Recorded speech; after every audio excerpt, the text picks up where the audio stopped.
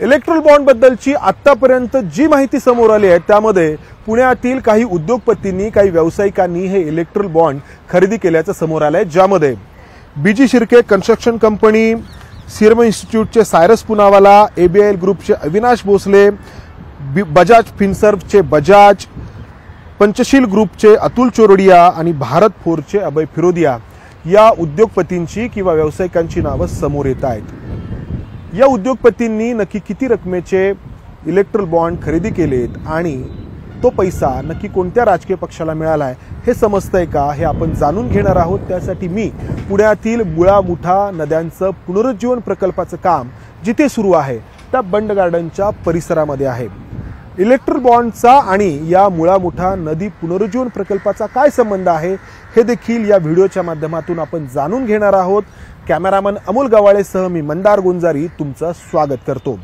तर सुरुवात या मुळा मुठा नदी पुनरुज्जीवन प्रकल्पाच्या कामापासून। हा एकूण प्रकल्प 5000 कोटी रुपयांहून अधिक किमतीचा आहे आणि या प्रकल्पाचे वेगवेगळे टप्पे आहेत। त्यापैकी एका टप्प्याचं काम जे 305 कोटी रुपयांचं आहे बीजी शिर्के कन्स्ट्रक्शन कंपनीला मिळालेलं आहे आणि ज्या कालावधीमध्ये या कंपनीकडून हे काम झालंय त्याच कालावधीमध्ये या कंपनीकडून 117 कोटी रुपयांचे इलेक्ट्रल बॉन्ड खरेदी करण्यात आलेत। खूप मोठा हा मुळा मुठा नदी पुनरुज्जीवन प्रकल्प आणि सुशोभीकरणाचा एकूण प्रकल्प आहे आणि या प्रकल्पाच्या अंतर्गत जी वेगवेगळी कामं करण्यात येत आहेत त्यापैकी हा जो बंड गार्डनचा परिसर आहे तिथे जर आपण पाहिलं तर जिथे काही दिवसांपूर्वी फक्त माती आणि झुडपं होती तो सगळा परिसर असा चकचकीत करण्यात आलाय। लोकांना बसण्यासाठी या ठिकाणी घाट करण्यात आलाय, झाडं लावण्यात आली आहेत आणि माझ्या पाठीमागे इतरही खूप मोठं काम अद्यापही या मशिनरीच्या साहाय्याने सुरू असल्याचं आपल्याला पाहायला मिळतंय।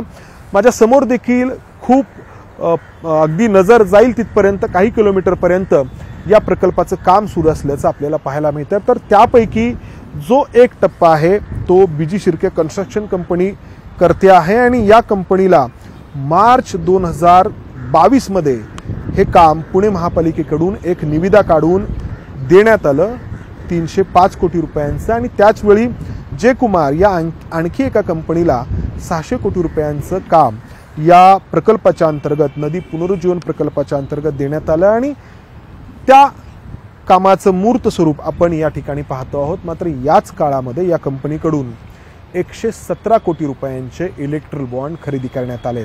अर्थात या कंपनीला मिळालेलं सरकारकडूनचं हे एकमेव काम अजिबात नाही। तर याच काळामध्ये म्हणजे जेव्हा हे काम सुरू असताना राज्य सरकारकडून म्हाडाच्या माध्यमातून 2448 सदनिका अर्थात फ्लॅट बांधण्याचं तब्बल 4652 कोटींचं कंत्राट या बीजी शिर्के कंपनीला देण्यात आलंय। याहूनही अनेक कामं जी आहेत ती या कंपनीला सरकारकडून मिळाली आहेत, ज्यामध्ये केंद्रीय सार्वजनिक बांधकाम विभागाची इमारत बांधण्यासाठीचं 866 कोटीचं काम या बीजी शिर्के कंपनीला मिळालंय। त्याचबरोबर म्हाडाच्या मुंबई आणि इतर ठिकाणी असलेल्या सदनिका बांधण्याचं काम आहे। त्याचबरोबर मुंबई क्रिकेट असोसिएशनचं BKC मधलं जे बांधकाम करायचं आहे त्याचंही कंत्राट या कंपनीला मिळाले। अर्थात बीजी शिर्के कन्स्ट्रक्शन कंपनी ही खूप मोठी आणि नावाजलेली कंपनी आहे आणि अनेक वर्षांपासून सरकारकडून वेगवेगळ्या कामांची कंत्राटं या कंपनीला देण्यात येत आहेत। मात्र मी आत्ता ज्या कामांचा उल्लेख केला ती कामं त्या कालावधीमधली आहेत ज्या कालावधीमध्ये या कंपनीकडून 117 कोटींचे इलेक्ट्रल बॉन्ड खरेदी करण्यात आले। त्याआधी या कंपनीने खूप मोठी कामं केलेली आहेत, मग उड्डाणपूल असतील किंवा वेगवेगळ्या राज्यांच्या अगदी कर्नाटक सरकारचं जे नवीन विधान भवनाचं काम आहे ते देखील या बीजी शिर्के कन्स्ट्रक्शन कंपनीने केलेले अशी अनेक कामं आहेत। मात्र मी आत्ता ज्या कामांचा उल्लेख केला ती कामं या कालावधीमधली आहेत ज्या कालावधीमध्ये या कंपनीने 117 कोटी रुपयांचे इलेक्ट्रल बॉन्ड खरेदी केलेले आहेत। हे झालं या बीजी शिर्के कन्स्ट्रक्शन कंपनीबद्दल।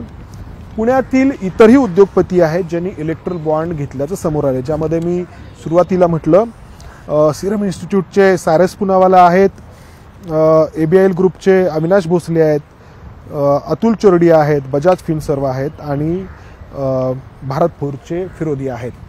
या सगळ्यांनी जी काही इलेक्ट्रल बॉन्ड खरेदी केल्याची माहिती आहे ती राष्ट्रवादी काँग्रेसनी स्वतःहून दिलेली आहे. झालं असं की या इलेक्ट्रल बॉन्डच्या माध्यमातून राजकीय आरोप प्रत्यारोप व्हायला सुरुवात झाल्यानंतर अनेक राजकीय पक्षांनी त्यांना ज्या इलेक्ट्रल बॉन्डच्या माध्यमातून पैसे मिळाले त्या इलेक्ट्रल बॉन्डची माहिती स्वतःहून जाहीर करायला, स्वतःहून समोर ठेवायला सुरुवात केली आहे. ज्यामध्ये DMK असेल, AIADMK असेल, जनता दल असेल आणि हा राष्ट्रवादी काँग्रेस पक्ष असेल. तर या राष्ट्रवादी काँग्रेसनी जी माहिती समोर ठेवली आहे त्यानुसार या राष्ट्रवादी काँग्रेसला 65 कोटींच्या आसपास या इलेक्ट्रल बॉन्डच्या माध्यमातून पैसे मिळालेत.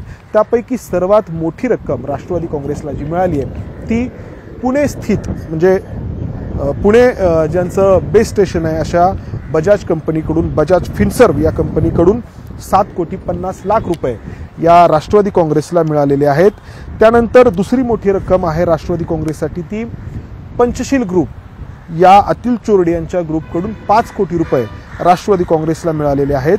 त्यानंतर अविनाश भोसले यांच्या ABIL ग्रुपकडून 4,50,00,000 रुपये या राष्ट्रवादी काँग्रेसला मिळालेले आहेत. त्यानंतर आणि अभय फिरोदी यांच्या भारत फोर्सकडून देखील राष्ट्रवादी काँग्रेसला पैसे मिळालेले आहेत.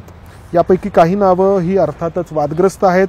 सर्वांना ठाऊक आहे की अविनाश भोसले हे सध्या तुरुंगामध्ये आहेत. मात्र ज्या कालावधीमध्ये राष्ट्रवादी काँग्रेसला त्यांनी देणगी दिली आहे तो अटक होण्याच्या आधीचा कालावधी आहे. अर्थात या अविनाश भोसलेंनी फक्त राष्ट्रवादी काँग्रेसलाच देणगी दिलेली आहे असं नाही, तर इतरही पक्षांना या अविनाश भोसले यांच्या कंपनीने देणगी दिलेली आहे.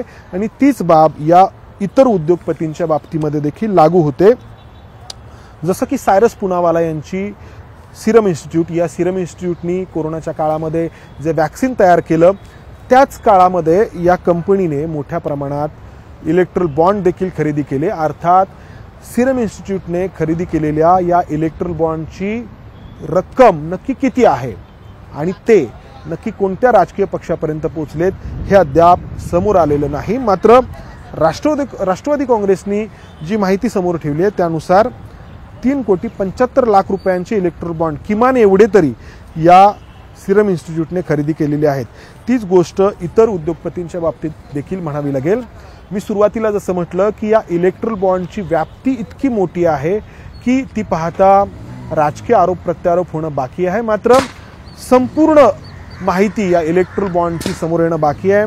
सर्वोच्च न्यायालयाच्या निगराणीखाली सगळं प्रकरण जे आहे ते पुढे जात आहे आणि हे प्रकरण पुढे जात असताना इतर अनेक उद्योगपतींची जी यादी मी आत्ता पुण्यातील उद्योगपतींची वाचून दाखवली त्या व्यतिरिक्त इतरही काही असे उद्योगपती पुण्यातले असू शकतात की ज्यांनी इलेक्ट्रल बॉन्ड खरेदी केलेले असू शकतात किंवा याच उद्योगपतींनी खरेदी केलेल्या इलेक्ट्रल बॉन्डची रक्कम याहून कितीतरी अधिक असू शकते. ही सगळी माहिती भविष्य काळात आपल्यापर्यंत उपलब्ध होणार आहे. या व्हिडिओमध्ये कॅमेरामन अमोल गावाळेसह मी इथेच थांबतो. धन्यवाद. ABP माझा, उघडा डोळे बघा नीट.